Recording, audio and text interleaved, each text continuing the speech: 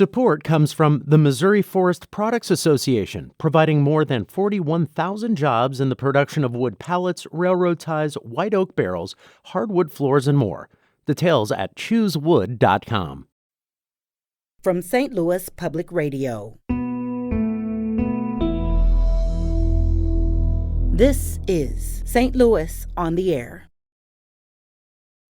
These are gripping. It's hard to look away from these portraits.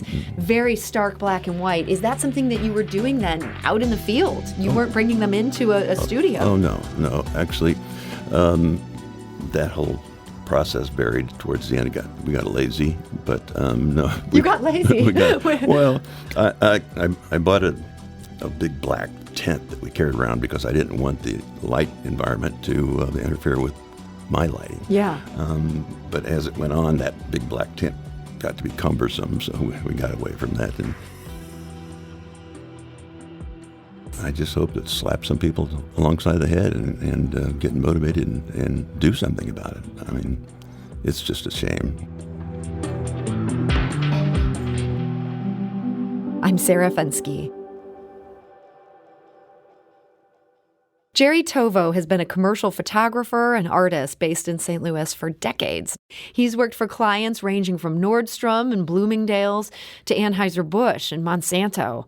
But Jerry Tovo is also a former drill sergeant, and the exhibit of his work debuting next week at the International Photography Hall of Fame and Museum may be his most personal.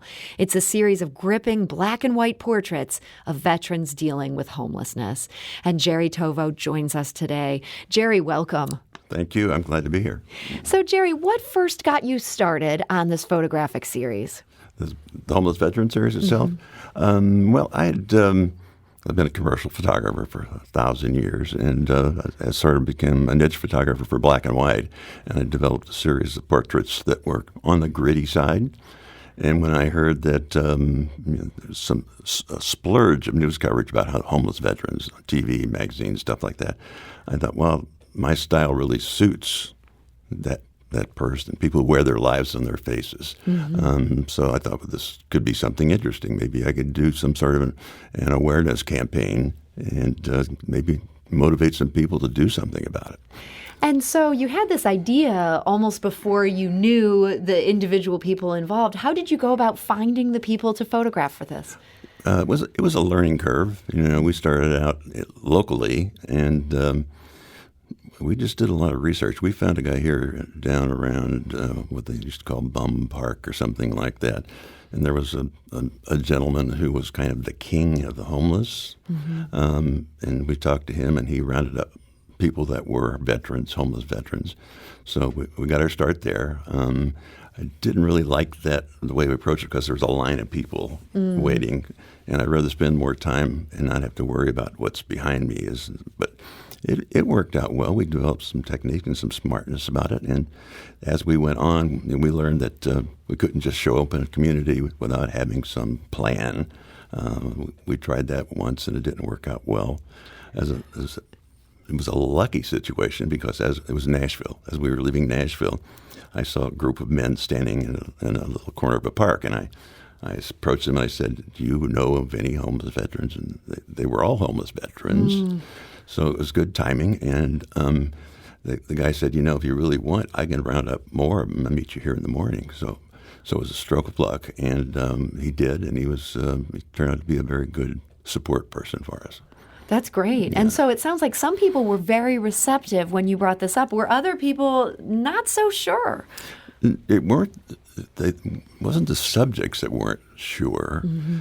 but there were a lot of the organizations that were skeptical. And we had a hard time getting through with their cooperation. As a matter of fact, we thought the VA would be a partner in this whole thing. It started out very strong with the VA, and then all of a sudden, bam, it just stopped. And we couldn't figure out what was going on. No one would answer. And the best we could deduce is it looked to them like we were doing something more aggressive than they were doing. Okay. So I don't know that's a fact. They just got uncomfortable with... I think they did, yes. And it went from starting off with a bang to bam, just at the end of it. So I'm curious how you got these portraits. I mean, these are gripping. It's hard to look away from these portraits. Very stark black and white. Is that something that you were doing then out in the field? You weren't bringing them into a studio? Oh, no. Actually, that whole process varied towards the end. We got lazy, but no. You got lazy? Well, I bought a big black tent that we carried around because I didn't want the light environment to interfere with my lighting. Yeah. But as it went on, that big black tent got to be cumbersome, so we got away from that, and we just made do otherwise. You could make it work with sort of the natural shadows? We just tried to push them back into the shadows so that we had some kind of control. Yeah. But approaching the people, most of the subjects were more than happy to do it. I mean, they greeted us with great delight because somebody was doing something about what was going on. Wow. The organizations, not so much. To my knowledge, we only had one person decline, and it was down in Washington, D.C. And I think he was the only Jewish person there, and I don't want to cast him as an outcast or something, but he was on board. Then we saw what we were doing. He declined. He walked away. So with portraits like this, where you're getting so close to, we can see people's lives in their face, there's a thin line between representation and exploitation. How did you find that line in this project? Well, I think that I have an ability to become very familiar with somebody pretty quickly. Yeah. I was a friend, and I was doing something that they approved and hoped would result in something. So I think our relationships got started very quickly and very easily.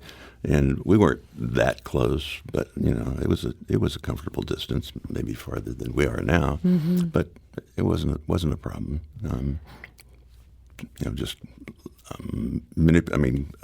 Prospecting, finding places to shoot. Yeah. And towards the end, we actually we started using Google because we were looking for places on Google Maps to find where we could shoot, and that worked out much better than just showing up and trying to find some place in the area. Yeah, you could kind of scout ahead of time. Yeah, absolutely. But so it sounds like they were on board and they opened up to you pretty quickly. I'm wondering if that was in part because you yourself have this background. You were drafted. You became a drill sergeant.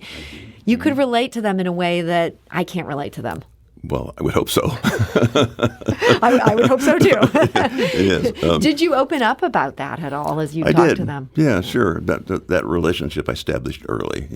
I was a drill sergeant, and actually one of our subjects turned out to be a drill sergeant too. But it was a little insulting because he was supposed to be a cook, and he wasn't a very good cook, so they made him a drill sergeant. That is a little bit of an insult there, yeah. I hope that wasn't the case with your promotion. No, I don't think so. But, it wasn't easy to relate quickly. And so as you're there, talking to them, did you think about the men that you'd trained? I mean, thinking about their former selves, even though they weren't the same men, they're the same kind of men. Yeah, there were only a few that I could relate to that way that were when I was a drill sergeant. But generally, not really. I expressed to them that I had the experience and I understood. Yeah. But I didn't dwell on that so much. So you had mentioned that a lot of these men were willing to be a part of this. They were hoping something would come out of this. Yes. And you were doing this work, this was about a decade ago, 8 years ago. Yeah, pretty much, yeah. Okay. Started in 2011. And as you said, at the time, there seemed to be a lot of attention paid to this issue.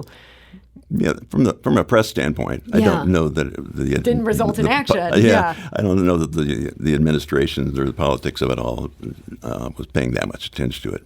But once I caught wind of it, I thought it was a perfect fit. Yeah, and I'm sure these guys were somewhat hopeful that there had been all this press coverage, and I know that's something you were hopeful of as well. Was that difficult to see? Sort of that moment, people just ended up getting distracted by something else. And America moved on.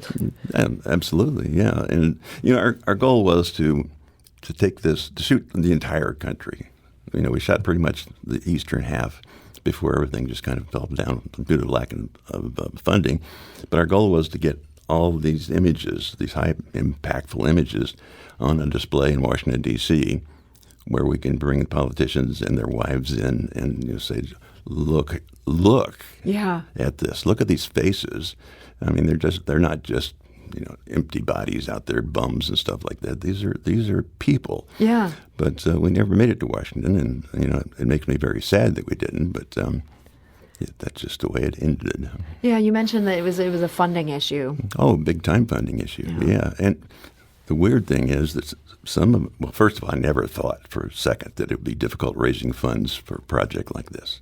But we ran into some long delays with the 501c3 process. And then about the same time, there's a group called the Wounded Warrior. And they had unlimited funds to do TV ads and stuff like that. And it seemed like every time we approached somebody significant, their answer was, well, we've already donated our yearly donation to the Wounded Warrior campaign. Okay. So people felt, well, we've dealt with that, ready to move on. Yeah, they move on, yeah. Actually, I had a veteran who was a professional fundraiser, and he said, I can walk across the street and get you $30,000. Well, he never came back, and he never had the $30,000, but he made the effort. Yeah. It was just fun. It was very frustrating, depressing. I'm sorry to hear about that frustration, but these photos, they exist documenting this community, and now they're going to be on display at this International Photography Hall of Fame. Yes. Does it feel good that you can remind people this issue has not gone away? That's exactly what I'm having run through my mind is it's been a while, but bring it back, and everybody wanted to know why I wanted to do something that was old. I just hope it sparks some interest in somebody else, somebody that has the means to move on with it. So, and for the veterans that you photographed in this project, do you have any sense of if any of them are still even with us today? There are several of them I know have passed away, but even though we gave each one of them a card, I mean, once they passed away, they couldn't reach out to me. So that line of communication kind of fell short, but there are several that have passed away. Yeah. Well, so in featuring your work, the International Photography Hall of Fame writes that, quote, the photographs and stories in this gallery show the price of avoiding this issue. That price is written on the faces of the veterans you see here. What price do you think we as a society pay for not helping these veterans? That's a good question. I don't know how to exactly answer that. I will just tell you that at one point in our campaign, we did some research, and there was like $160 million allocated for homeless veterans. And at the same time, there was like $920 billion that we spent on pets, dog food, and stuff like that. And the correlation to me was just outstanding. I mean, that's unheard of. I mean, we all love our dogs and pets like that. Actually, we tried to reach out to some of the pet suppliers like Ralston and stuff like that, but again, we were kind of stifled. Once again, yeah, pets for vets. And it was an interesting prospect, but just did not make it through. Yeah, it is so interesting to think about the priorities. And when we're thinking about the Vietnam era, we're thinking about guys who got drafted. These were, there's a whole nother issue in terms of people who are almost, cajoled into signing up. But, these are men who didn't choose this. They're still living with it today. Yeah. What do you hope these photographs move people to do as we're looking at them now again in St. Louis? I just hope it slaps some people alongside the head and get motivated and do something about it. I mean, it's just a shame. So this exhibit, it opens March 30th. Again, this is at the International Photography Hall of Fame right here in Grand Center. On April 2nd, you're making a presentation on the stories behind those photos. That's correct. Mm-hmm. Yeah, so it sounds like this is going to be something people can tune in virtually. They can also be there in person. Yes. Mm-hmm. You're going to be telling some of the memorable stories from this experience. Everything I can remember in 45 minutes. Hey, pressure's on. Well, this is something people are going to want to mark their calendars for. We have all the information about that on our website. That's stlonair.show. For more information about the event, you can visit iphf.org. Again, that's the International Photography Hall of Fame, located here in Grand Center. And you can see those photos. It opens March 30th, and it will run for a number of months there. I believe so, yeah. And I might say, you can go to the website and get signed up for the virtual one, but it's sort of difficult, and I think they kind of steer you back to just calling the IPHF to get the link for it. That is some good advice there. So call IPHF in order to join in this event. Jerry Tovo, thank you so much for joining us today. Thank you. This is St. Louis on the Air on St. Louis Public Radio.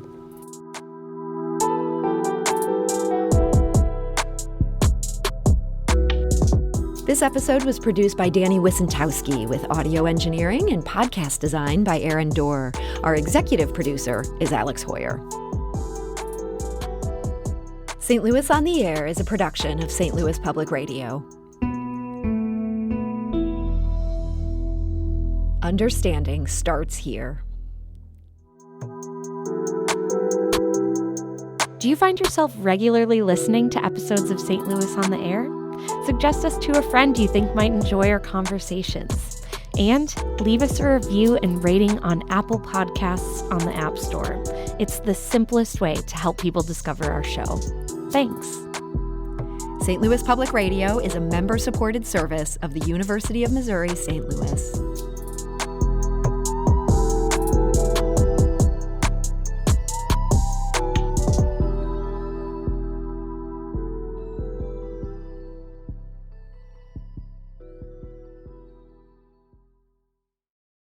Support comes from the Missouri Forest Products Association, providing more than 41,000 jobs in the production of wood pallets, railroad ties, white oak barrels, hardwood floors, and more. Details at choosewood.com.